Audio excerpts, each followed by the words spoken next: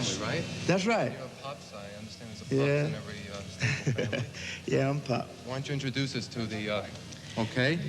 All right, why don't you introduce us to the rest of the family, Okay, Pops? well, to my left, my oldest daughter, Cleotha. Cleotha? Cleotha sings tenor, yes. Tenor. And in the center is my son, Purvis. He sings baritone. Baritone.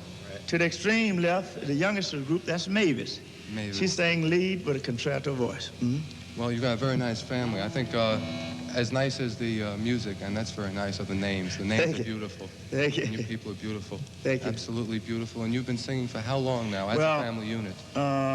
Since 51. Where did you all start singing? I mean, when you first got the idea Well, myself, I'm a Mississippian. I started in Mississippi, but they were born in Chicago, and they've been singing in Chicago ever since they started singing, but I started down south. And you started singing by yourself, by and myself. then you got the family together. Yeah, I was singing solos until I organized them as a group.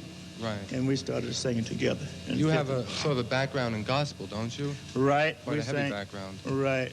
We're mostly gospel and folk singers. Gospel and folk right, singers. Let me ask you something. You've sung in gospel shows and I imagine in actual revival meetings, right?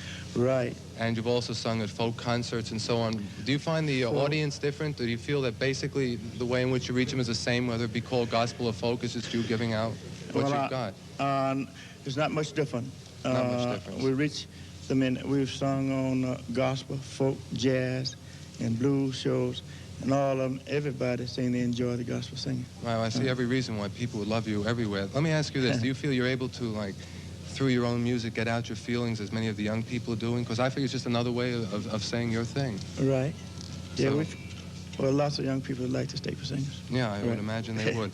Would you say that there's a religious connection, either directly or indirectly, since you have these gospel backgrounds, because you are performing in which they can sort of get along and live out together. a nice life? That's right. It's very good. Do you find a lot of young people coming to see you? More, sure.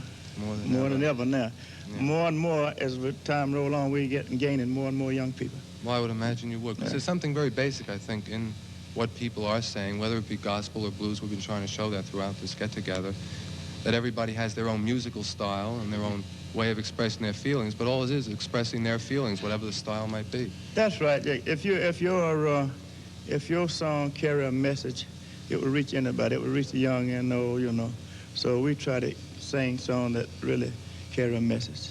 Well, that's good. I think the message that you convey is not only a specific one, but one of a great love and affection for what you're doing, and a tremendous feeling for the people that you're sharing it with.